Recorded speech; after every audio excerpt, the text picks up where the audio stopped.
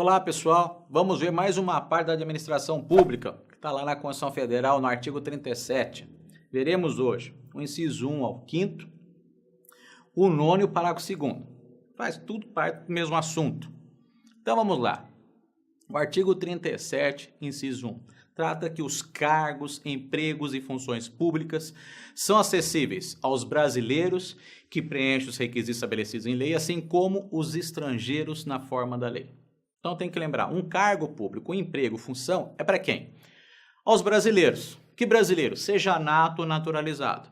Só lembrando, tem alguns cargos, determinados cargos, que eles viram lá na parte de nacionalidade, devem ser privativos para brasileiro nato. Mas não é o caso aqui.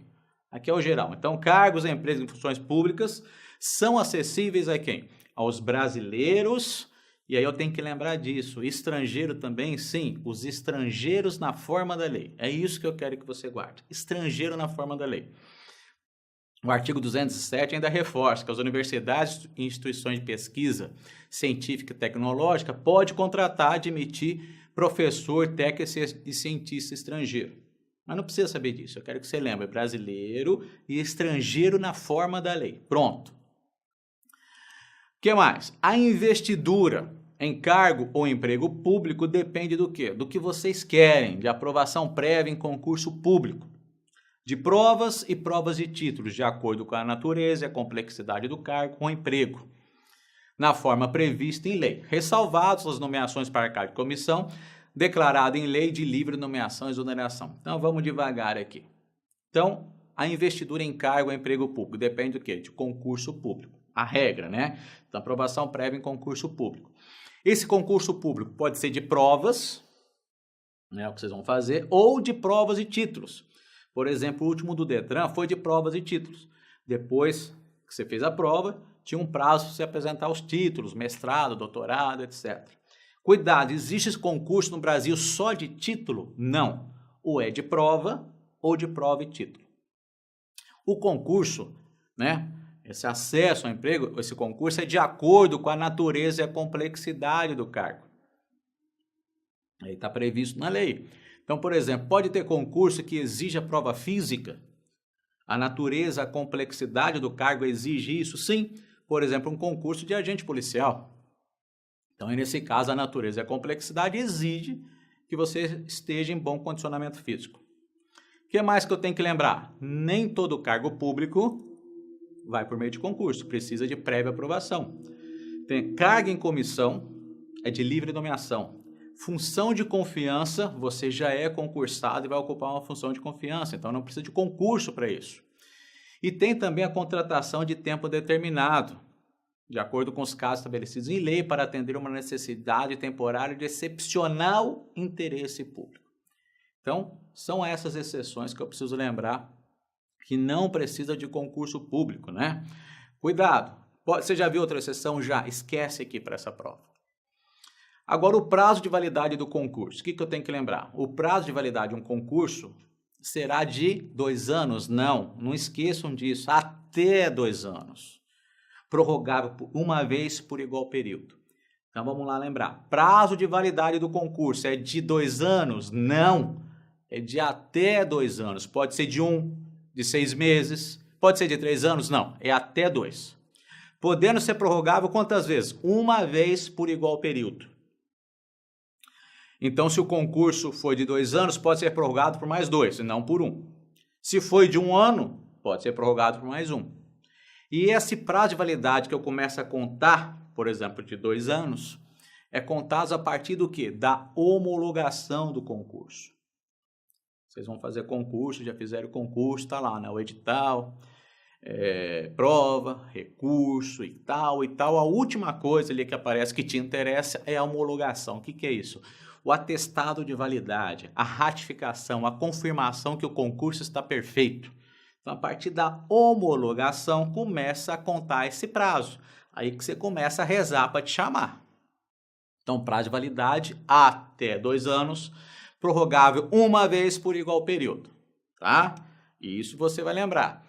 Durante o prazo improrrogável, a seguinte regra da Constituição. durante o prazo improrrogável previsto no edital de convocação, aquele aprovado em concurso público de provas ou de prova de título será convocado com prioridade sobre novos concursados para assumir cargo e emprego na carreira. Então, o que eu tenho que lembrar? O prazo do concurso, vamos imaginar que seja de 2 anos. Esse prazo eu posso prorrogar? Sim, posso prorrogar uma vez por igual período. Então, esse prazo de 2 anos que eu estou falando é o prazo prorrogável.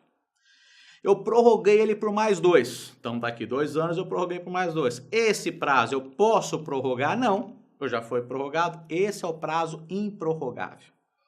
Então, a Constituição determina que durante o prazo improrrogável, o aprovado será convocado com prioridade sobre novos concursados. O que eu entendo com isso? Durante o prazo improrrogável, segundo a Constituição, pode ter novo concurso, desde que obedeça a ordem de classificação do concurso anterior.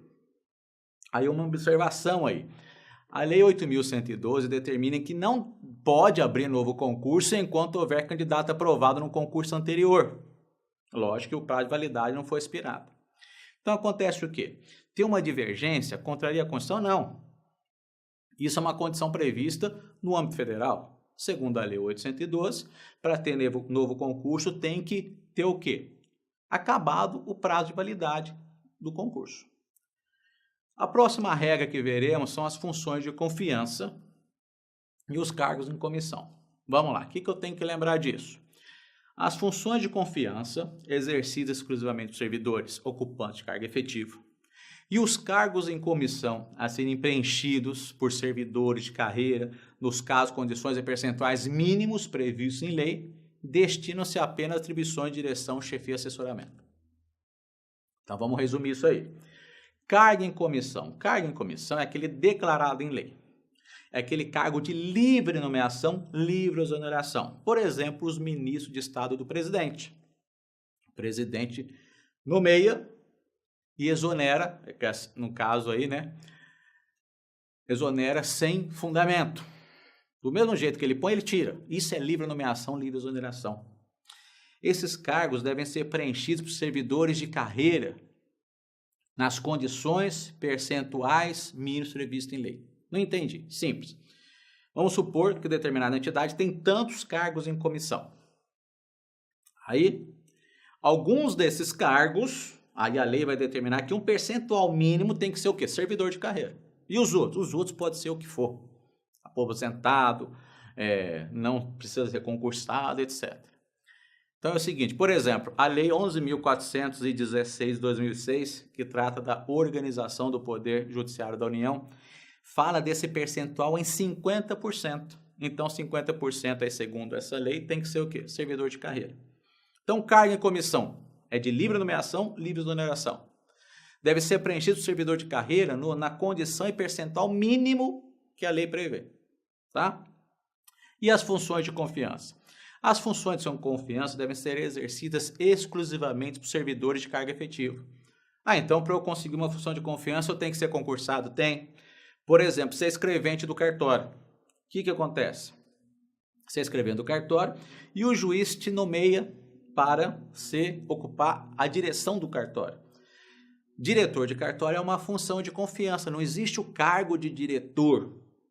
O cargo é de escrevente que ocupa a função de diretor. Isso é uma função de confiança. Mas para você ocupar a função de confiança, no caso, diretor de cartório, você tem que ser o quê? Escrevente, tem que ocupar um cargo efetivo. Agora eu quero que você lembre o seguinte, tanto o cargo em comissão quanto uma função de confiança, quais são as atribuições dela? Direção, chefia e assessoramento. A não observância do dispositivo do inciso 2 e 3 implica nulidade do ato e punição da autoridade responsável de acordo com a lei. Então a gente viu quais são as regras da aprovação prévia em concurso público. Qual que é o prazo de validade do concurso público? Se não ocorrer observância dessas regras, o que acontece? Está nulo o ato e será punida a autoridade responsável. Com isso, concluímos aí mais um tópico do artigo 37. Então, bons estudos e até o próximo encontro.